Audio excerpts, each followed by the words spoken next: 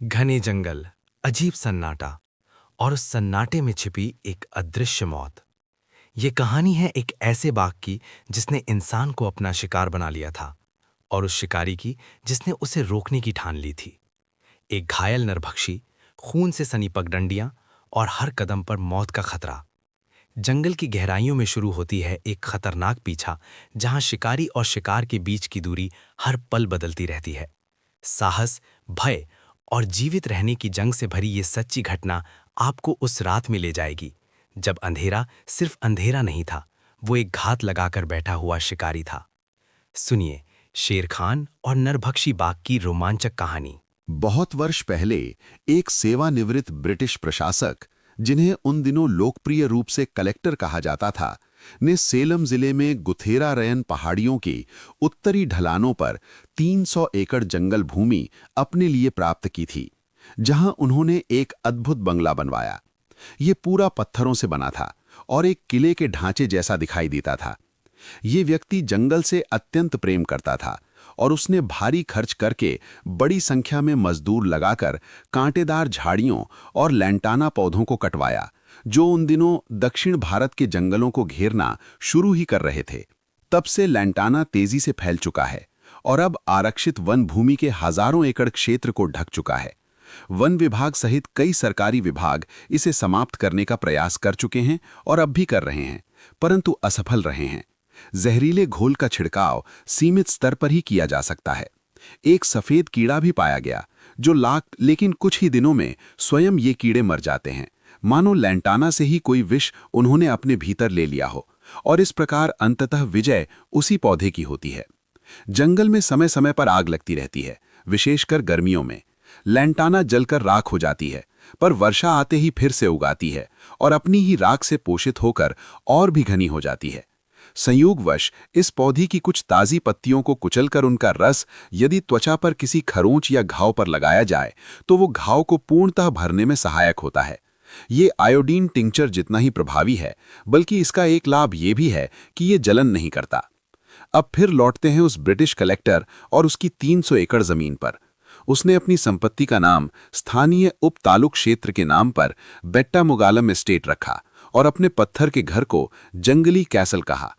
Lantana से मुक्त होने के बाद प्राकृतिक वन तेजी से विकसित हुआ।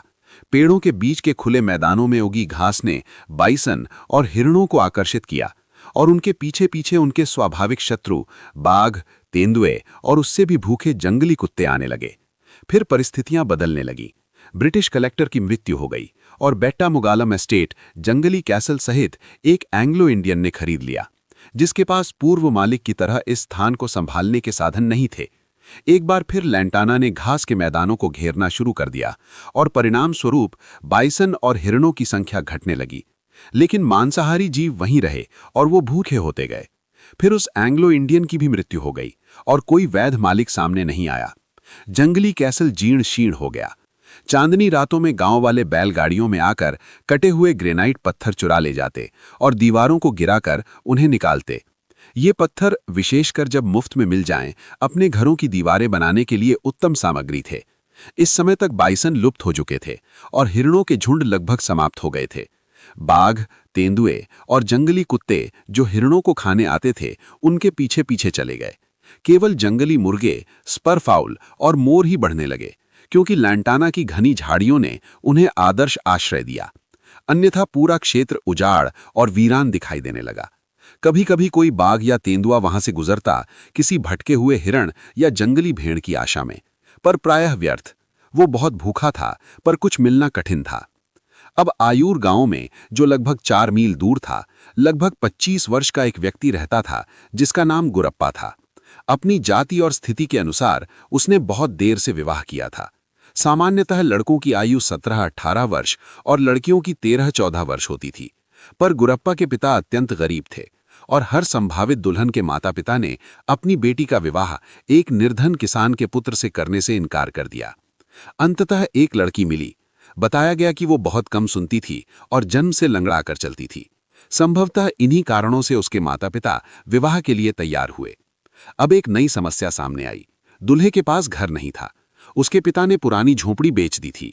भारत में भी कोई दूल्हा अपनी दुल्हन को बिना घर के विवाह के बाद नहीं ला सकता। इसलिए गुरप्पा ने जल्दी से घर बनाने का निश्चय किया। उसके पास धन नहीं था, पर जंगली कैसल के बहुत से पत्थर अब भी बचे थे। यद्यपि सबसे बड़े और अच्छे पत्थर पहले ही चुरा लिए गए थे। चांदनी रात की प्रतीक्षा को तुच्छ समझकर उसने गांव के मुखिया से बैलगाड़ी उधार मांगी। भविष्य में फसल के समय गुरप्पा से मुफ्त श्रम लेने की आशा में पटेल ने अनुमति दे दी। अपराध करते समय गवाह न हो तो बेहतर है, गुरप्पा ये जानता था। इसलिए वो दोपहर के भोजन के बाद अकेला निकल पड़ा। पत्थर निकालना और उन्हें बैलगाड़ी पर लादना कठिन कार्य था। दीवारों से उन्हें निकालना और गाड़ी तक ढोना बहुत श्रम साध्य था। सूर्य पहाड़ियों के पीछे डूब चुका था और रात के पक्षी पुकारने लगे थे। तब उसने दिन का काम समाप्त करने का निश्चय किया। बैलगाड़ी घर की ओर चली और गुरप्पा पीछे पीछे निश्चिंत मन से चल रहा था। अभी तक उसे कोई भय नहीं था, परंतु घात लगाए बैठे बाघ ने, जो शायद अत्यंत भूखा था, अचानक आक्रमण कर दिया। संभवतः गुरप्पा को तब तक कुछ पता ही नहीं चला होगा जब तक कि वह स्वयं को बाघ द्वारा उठाकर ले जाए जाते हुए न पाया हो। तब उसने अवश्य ही जोर से संघर्ष किया होगा और चीखा होगा, क्योंकि बैल भयभीत होकर भाग खड़े हुए और भारी लदी गाड़ी को अपने पीछे खींचते ले गए। वे अधिक दूर नहीं जा सके, क्योंकि आगे रास्ते में एक मोड़ था जहां वो नीचे की जमीन के किनारे से गुजरता था। मोड़ लेते समय गाड़ी रास्ते से उतरकर नीचे खाई में जा गिरी और बैलों को भी साथ ले गई। चमत्कार कभी कभी बैलगाड़ियों के साथ भी हो जाते हैं।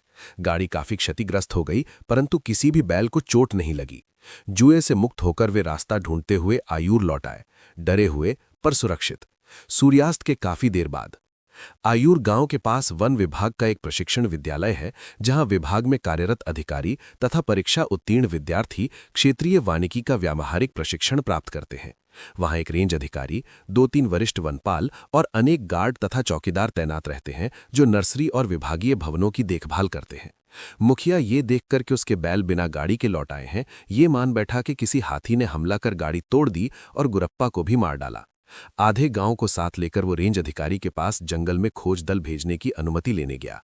अनुमति मिल गई, पर स्वयंसेवकों का उत्साह कम था। अंततः 4-5 लोगों को तैयार किया गया, पर तब तक अंधेरा हो चुका था। दिन के उजाले में भी किसी आदमी को मारने वाले जंगली हाथी का सामना करना कोई ग्रामीण नहीं चाहता। घोर अंधेरे में तो इसकी कल्पना भी नहीं की जा सकती। अतः खोज अगले दिन तक स्थगित कर दी गई। मुखिया ने निश्चय ही रात भर अपनी गाड़ी की चिंता करते हुए गुरप्पा को कोसा होगा। अगली सुबह खोज दल निकला। खाई के नीचे गाड़ी मिल गई, पर गुरप्पा का कोई पता नहीं था। नरम रेत में गाड़ी के पहियों और बैलों के खुरों के निशान बताते थे कि जानवर तेजी से मुड़े थे, जिससे दुर्घटना हुई। पर वे ऐसा क्यों भागे? अब भी हाथी पर संदेह करते हुए ग्रामीण पीछे लौटे और शीघ्र ही वास्तविक कारण मिल गया। पूरी कहानी सूखी नरम रेत पर लिखी थी। खून, बाघ के पंजों के निशान और घसीटे जाने के स्पष्ट चिन्ह। भाई ने उन्हें घेर लिया। एक उग्र हाथी का सामना करना जितना खतरनाक है, उससे कहीं अधिक भयानक एक नरभक्षी बाघ होता है, जो कहीं से भी किसी भी क्षण प्रकट हो सकता है। वे तुरंत आयूर लौट आए। गुरप्पा की मृत्यु निश्चित थी, उसे खोजने से क्या लाभ। संयोग से उस दिन मैं सिवानीपल्ली में डेरा डाले हुए था। ये छोटा सा गांव आयूर से लगभग 5 मील पश्चिम में है और मेरा प्रिय स्थान है। बंगलूर से लगभग 50 मील दूर होने के कारण मैं अक्सर सप्ताहांत में वहां जाता हूं। इसी क्षेत्र में इस प्रदेश के एकमात्र ज्ञात काले तेंदुए को मार गिराने की घटना भी हुई थी, जिसका वर्णन मैंने एक अन्य कथा में किया है। सिवानीपल्ली का वन रक्षक, जो अपने वरिष्ठ रेंज अधिकारी से मिलने आयूर गया था, दोपहर के लगभग लौटकर मुझे गुरप्पा की दुखद मृत्यु का समाचार दिया। मैं तुरंत एक टॉर्च, स्वेटर, सूखे बिस्किट और चाय की फ्लास्क लेकर 15 मिनट के भीतर आयूर के लिए निकल पड़ा। रेंज अधिकारी ने पहले ही वन विभाग के मुख्यालय देनक निकोटा को सूचना भेज दी थी, इसलिए मेरे पहुंचने के कुछ ही समय बाद पुलिस उपनिरीक्षक और एक सिपाही मोटरसाइकिल से आ पहुंचे। इस प्रकार पुलिस अधिकारी, रेंज अधिकारी, कई गार्ड और मैं सभी उस लंटाना झाड़ी तक पहुंचे जहां से बाघ ने गुरप्पा पर हमला किया था। मैंने वहां वो स्थान देखा जहां बाघ छिपा हुआ था। घसीटे जाने के निशान अभी भी हल्के दिखाई दे रहे थे, यद्यपि हवा और कीड़ों ने उन्हें काफी हद तक मिटा दिया था। हम लगभग 100 गज तक उन चिन्हों का पीछा कर सके, तभी अचानक हमारी खोज समाप्त हो गई। वहां एक पेड़ था जिसे स्थानीय तमिल लोग एरोप्लेन ट्री कहते हैं, क्योंकि उसके बीज एक अनोखे तरीके से हवा में उड़ते हुए गिरते हैं, मानो एक छोटे विमान के जुड़वां प्रोपेलरों की तरह। ये पंखड़ी नुमा पत्तियां अपने बीज के साथ मूल वृक्ष से गिरती हैं और हवा के झोंकों से घूमती हुई अविश्वसनीय दूरियों तक पहुंच जाती हैं, फिर जमीन पर आ गिरती हैं।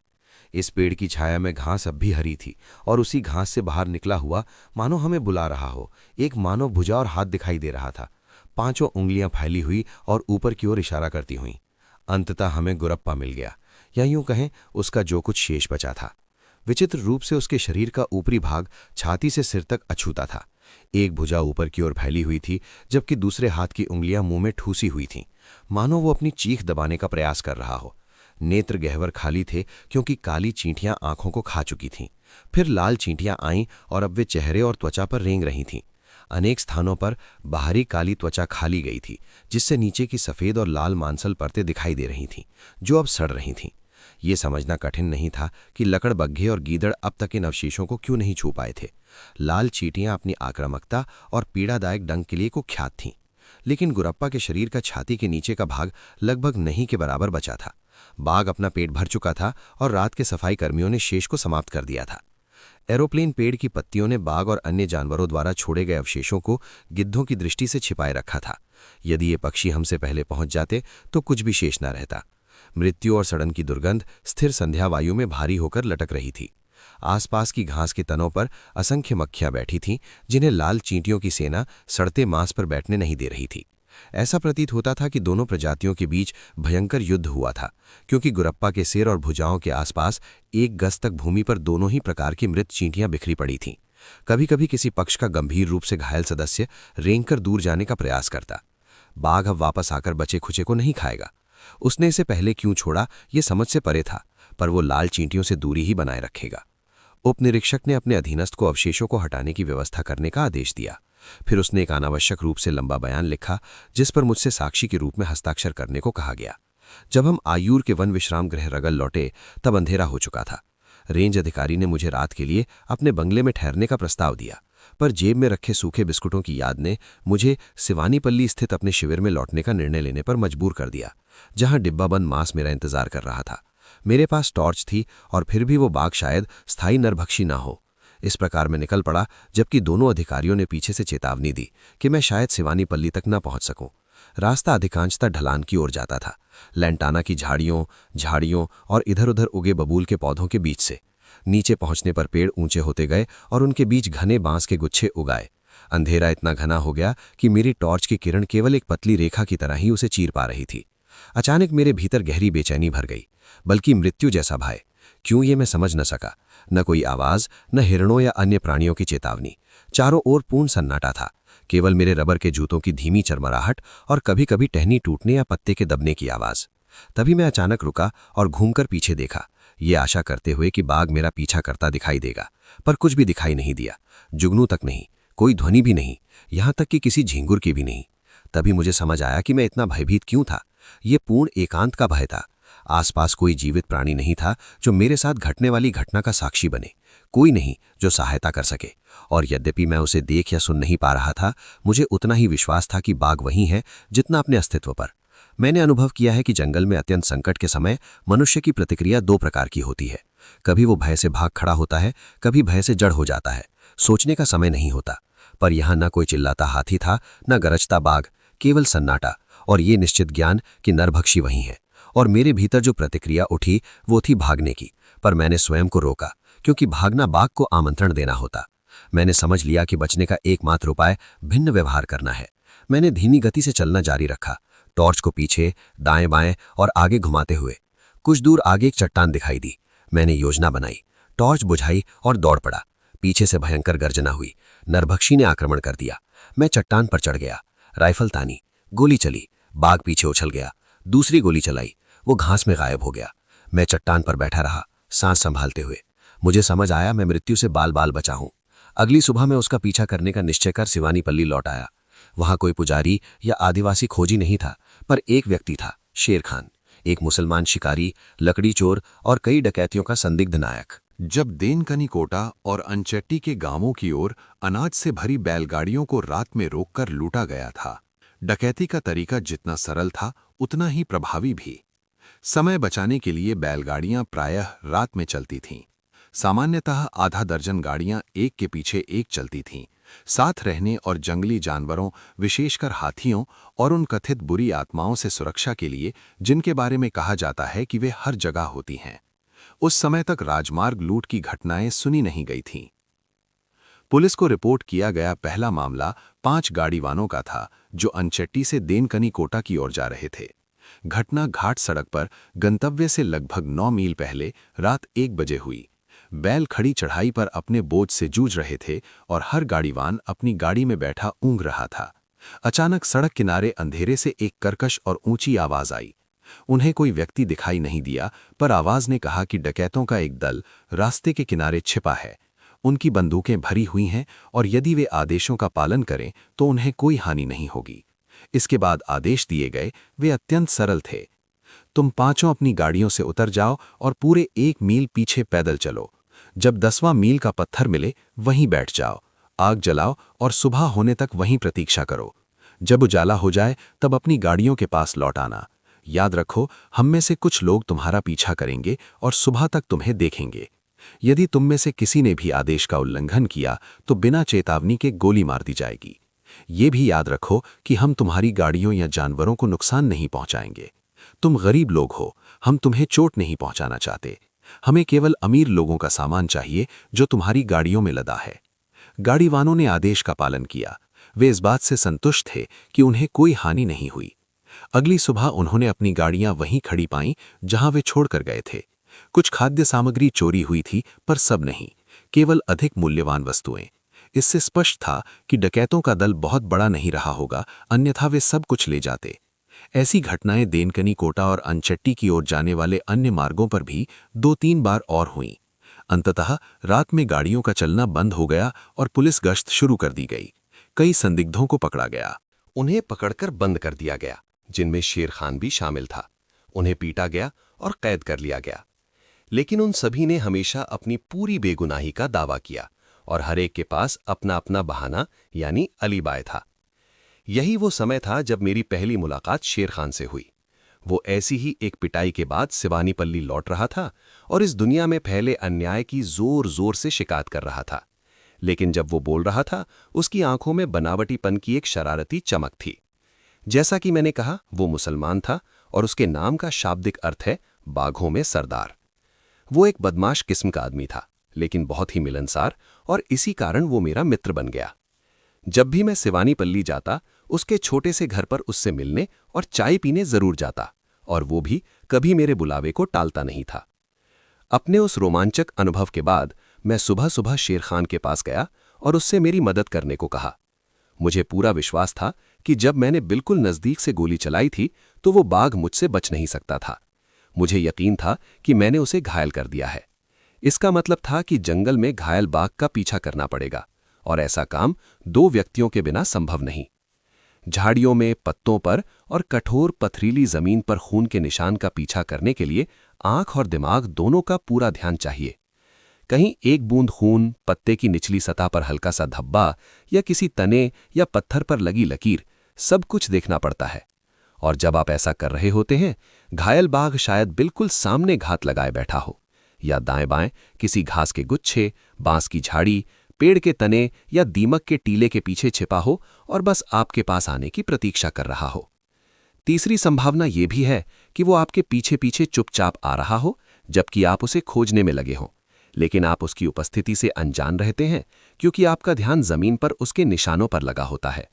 दूसरी ओर, यदि आप घायल बाघ पर निगाह बनाए रखने की कोशिश करें तो आप उसके खून का निशान खो देंगे।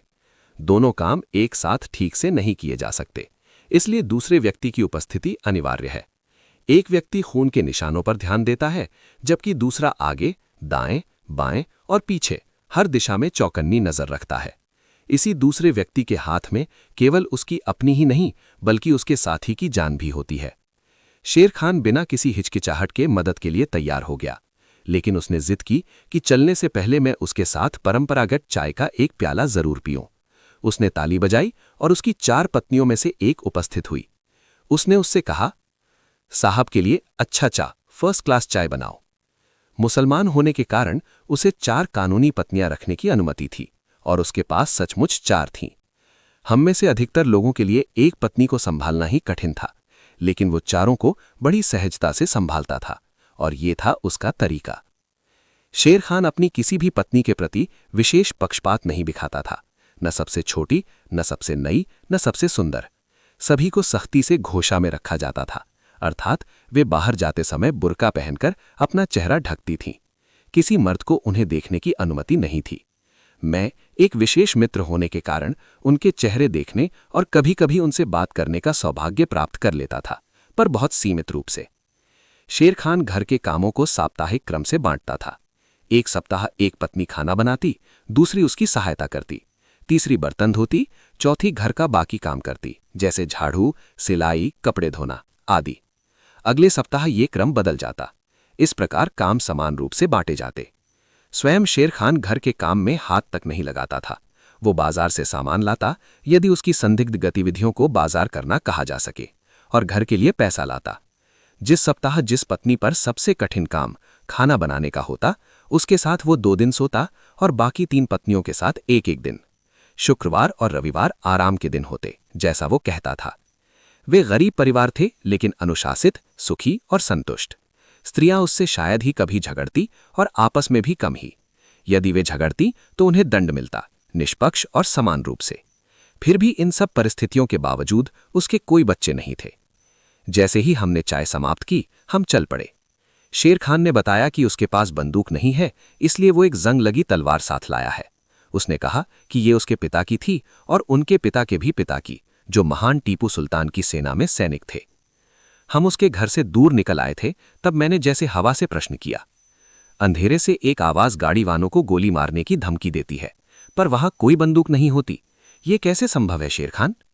कुछ क्षण मौन रहा, फिर उसने कहा, आप चाहें तो मुझे झूठा कह सकते हैं साहब, पर सच यही है, कोई बंदूक नहीं थी, उस समय भी नहीं, अब भी नहीं।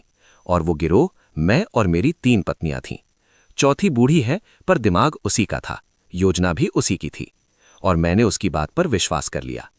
हम अपने गंतव्य के पास पहुंच गए थे। वहीं ढलान वाली चट्टान खड़ी थी, जहां से पिछली रात मैंने आदमखोर पर गोली चलाई थी। ढलान वाली वो चट्टान अब मेरी दाईं ओर थी, जहां से पिछली रात मैंने आदमखोर पर गोली चलाई थी। हम चुपचाप आगे बढ़े और जमीन की ओर देखा। कहीं खून दिखाई नहीं दिया, और जमीन इतनी सूखी और कठोर थी कि पदचिन्ह भी नहीं बन सके थे। बिना कुछ कहे मैंने उस झाड़ी की ओर इशारा किया, जहां से बाग ओझल हो गया था। फिलहाल मैं आगे था और मेरा मुस्लिम मित्र मेरे ठीक पीछे। चारों ओर सूखापन होने के बावजूद ये स्पष्ट था कि हाल ही में कोई भारी शरीर वहां से गुजरा था। कुछ टूटे हुए तने ढीले लटक रहे थे, जो केवल बाहरी छाल से अपनी शाखाओं से जुड़े हुए थे। 1-2 गज आगे बढ़ते ही हमने लगभग एक साथ देखा, खून सूखे भूरे पत्तों की परत पर चमकीले रंग का छींटा था। मैंने उसे अपनी तर्जनी से छुआ और अंगूठे से रगड़ा। वो गाढ़ा और जम गया था, और उससे मुझे समझ में आ गया कि पिछली रात चली मेरी गोली ने केवल सतही घाव नहीं किया था, वो गहराई तक धंसी थी। अब हमने स्थान बदल लिया। मैंने शेर खान को आगे कर दिया, वो खून के निशानों का पीछा करेगा, और मैं चारों दिशाओं पर नजर रखूंगा। शेर खान जन्मजात खोजी नहीं था, लेकिन जो कमी उसमें अनुभव की थी, उसे उसने अपनी बुद्धिमत्ता से पूरा किया। वो बार बार रुकता, झुकता, इधर उधर देखता, जंगल की किसी जनजाति के व्यक्ति की तुलना में कहीं अधिक समय लेता, लेकिन एक एक कर खून के धब्बे ढूंढ निकालता। अब खून अधिक बह रहा था। घाव की पीड़ा और परिश्रम ने शायद उसे फिर से खोल दिया था।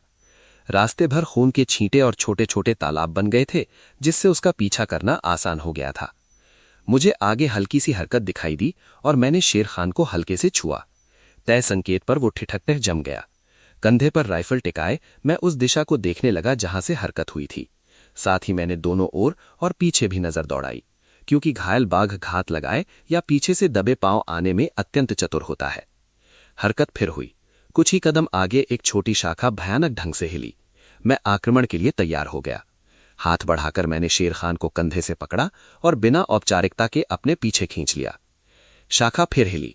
मैं 1 मिनट तक उसे घूरता रहा, फिर शांत हो गया। झूठा खतरा। उस शाखा के पत्ते उल्टे थे। वो एक हाथी द्वारा तोड़ी गई थी और लताओं के सहारे लटक रही थी।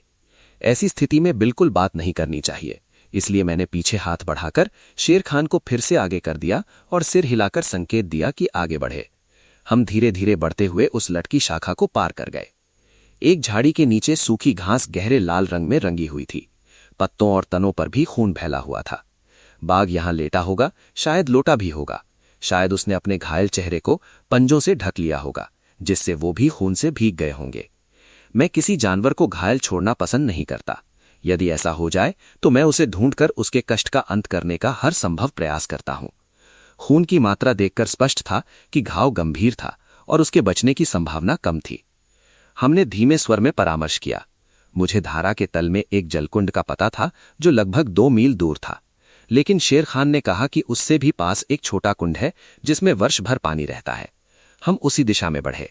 जैसा उसने कहा था, कुछ ही दूर जाकर निशान बाईं ओर मुड़ा और सीधे उसी कुंड की ओर चला। जमीन ढलान पर थी। जंगल मुर्गों की आवाजें सुनाई देने लगीं। कुछ ही मिनटों में सूखी घास की जगह हरी लंबी घास आ गई। ऊपर पेड़ों की छाया घनी हो गई। हम धारा तक पहुंच चुके थे। अब हम रेतीले तल के सामने खड़े थे। खून का निशान सीधे आगे जाता दिख रहा था। कल्पना कीजिए उस घायल पशु की पीड़ा। प्यास से व्याकुल होकर यहां पहुंचा और सामने सूखा रेतीला विस्तार। शेर खान ने फुसफुसा कर बताया कि जलकुंड बस मोड़ के पीछे है। हम मुड़े पर पानी दिखाई नहीं दिया। तभी उसने एक चपटी चट्टान की ओर संकेत किया जो रेत से थोड़ी ऊपर दिखाई दे रही थी। एक प्लोवर पक्षी चिल्लाता हुआ उड़ा, did you do it, did you do it. और मुझे समझ में आ गया कि चट्टान के गड्ढे में पानी है। हम वहां पहुंचे और दृश्य अत्यंत करुण था। छोटा सा जलकुंड खून से लाल था और ढलान वाली चट्टान चिपचिपी। बाघ ने वहीं लेटकर पानी में सिर डुबोकर अपनी प्यास बुझाई और दर्द कम करने की कोशिश की थी। उसके पंजों के निशान खून से सने हुए थे। अंततः वह किनारे की शरण में चला गया था और मुझे मालूम था कि अब वह वहीं मिलेगा, ठंडी छाया में पड़ा हुआ। हम सावधानी से आगे बढ़े। हर कदम नाप कर रखा जा रहा था। सामने घनी झाड़ियां थीं और धारा का किनारा हल्का ऊंचा होकर प्राकृतिक आड़ बना रहा था। ऐसी जगह घायल बाघ अक्सर अंतिम घात के लिए लेटता है। मैंने शेर खान को हाथ के इशारे से रुकने को कहा। हम कुछ क्षण स्थिर खड़े रहे। जंगल फिर से अस्वाभाविक रूप से शांत था। केवल दूर कहीं जंगल मुर्गे की आवाज और ऊपर पत्तों में धीमी सरसराहट।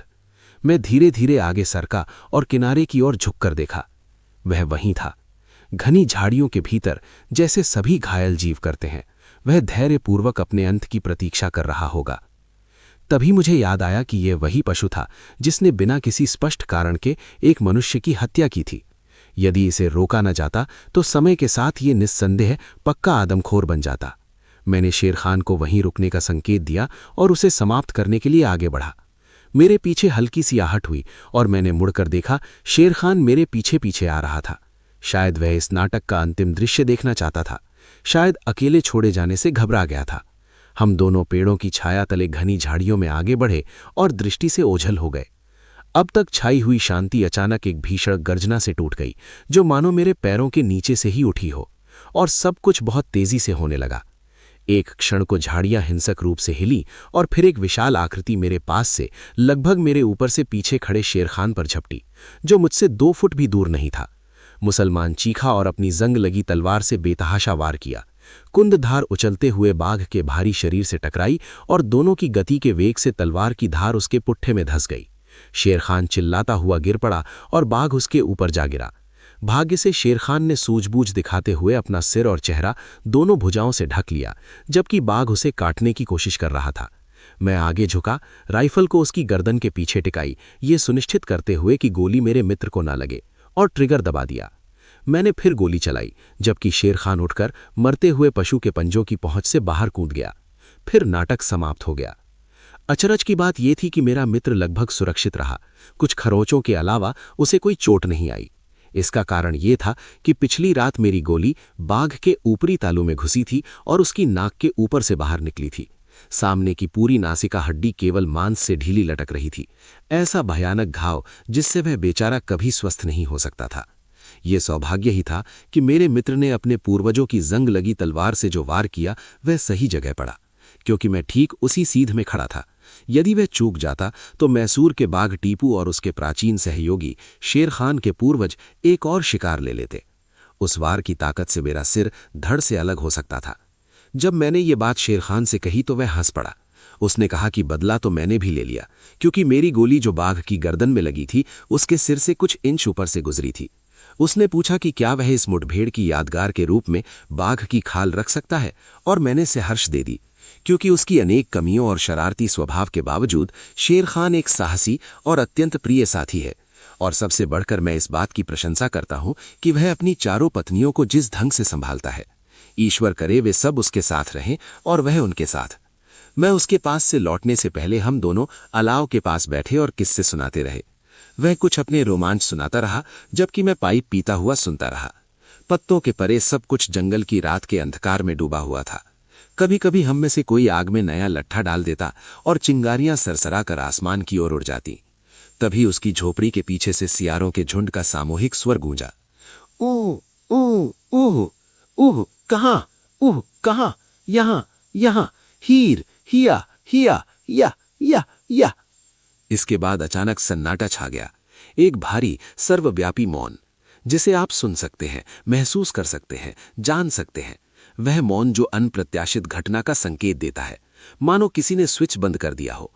फिर दूर पहाड़ी के पार से दूसरी गर्जना लुढ़कती हुई हमारे पास पहुंची, जंगल को भरती हुई, घाटी के वृक्षों की चोटियों पर फैलती हुई।